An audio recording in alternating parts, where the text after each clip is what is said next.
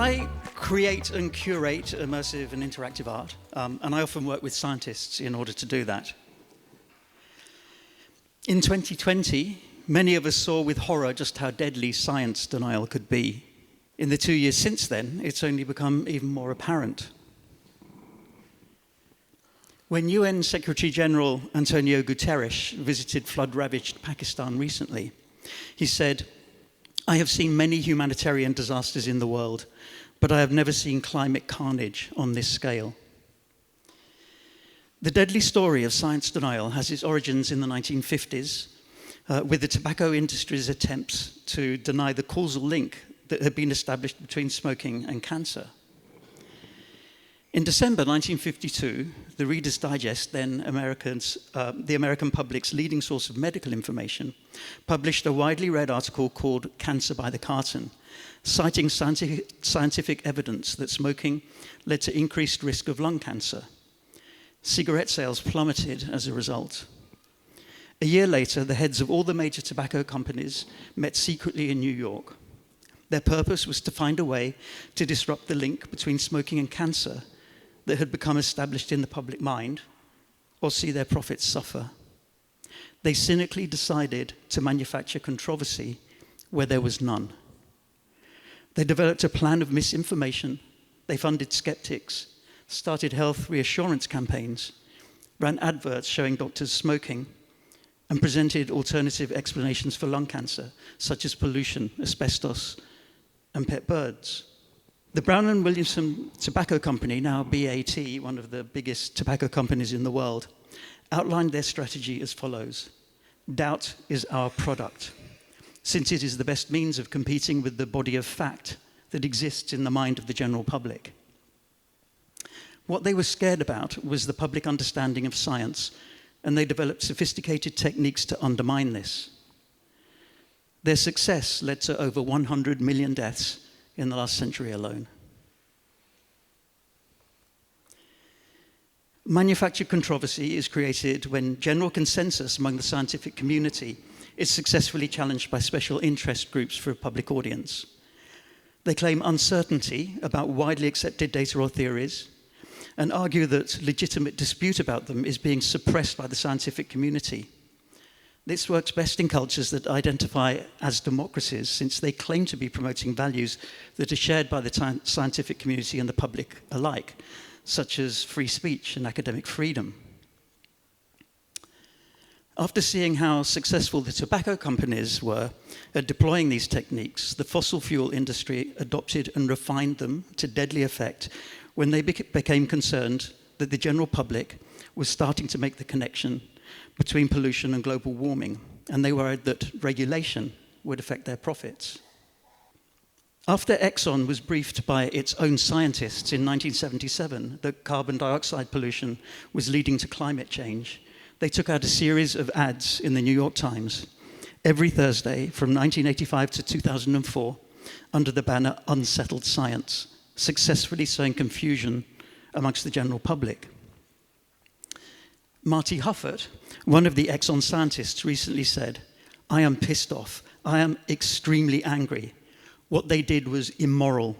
They spread doubt about the dangers of climate change when their own researchers were confirming what a threat it was.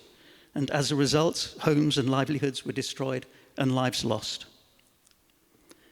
Science denial became political policy in 2002 when Republican Party pollster Frank Luntz urged Republican politicians to encourage the public in the view that there was no scientific consensus on the dangers of greenhouse gases. He told them, "The scientific debate is closing against us, but not yet closed. There is still a window of opportunity to challenge the science. Voters believe that there is no consensus about global warming within the scientific community.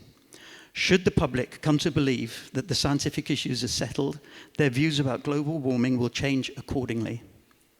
Therefore, you need to continue to make the lack of scientific certainty a primary issue in the debate."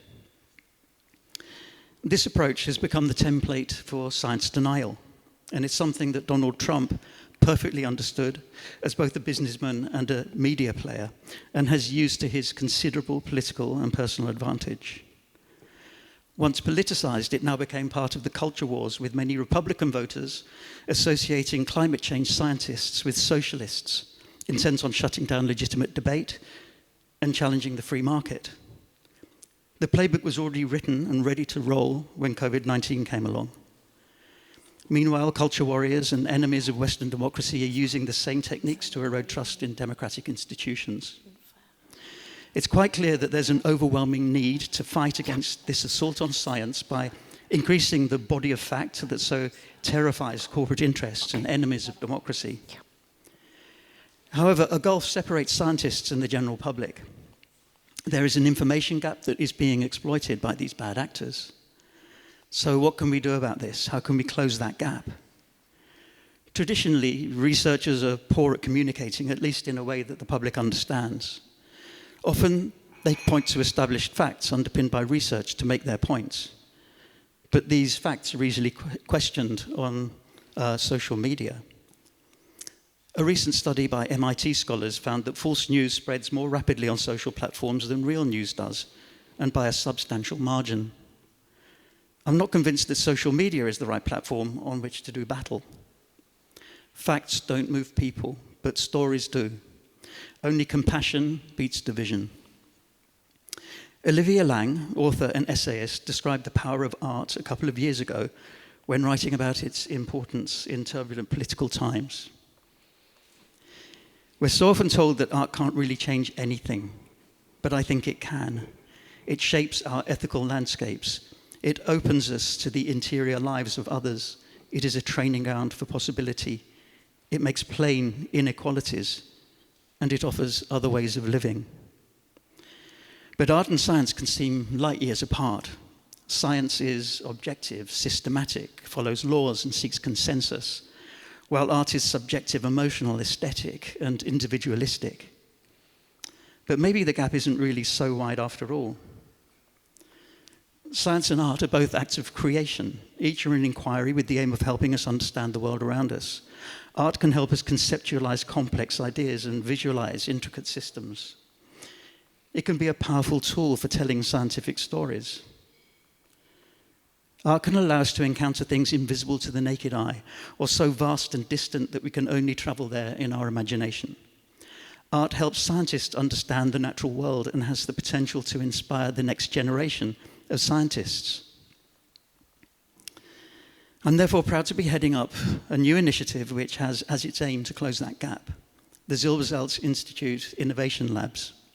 By bringing scientists together with producers of arts, entertainment, and new media to explore innovative and accessible ways to express science, we aim to improve the impact and quality of scientific research on policymakers and the general public throughout Europe. The Innovation Labs are divided into 3 schools, each led by its own head of studies: arts and culture, immersive and interactive, and film. And the aim is to have 6 projects in each school. We're at the beginning of this journey. We will select the applicants of the open call in a couple of weeks during Experimenta in Grenoble, an event that brings together artists and scientists, and where we can start matchmaking researchers with some of the artists there.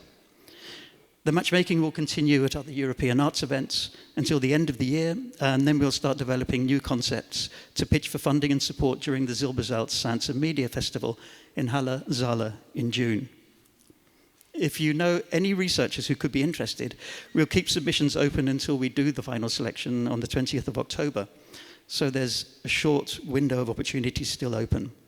And if you know any artists, filmmakers, or creative technologists who might be interested in working with one of the researchers to develop a new project together, let me know.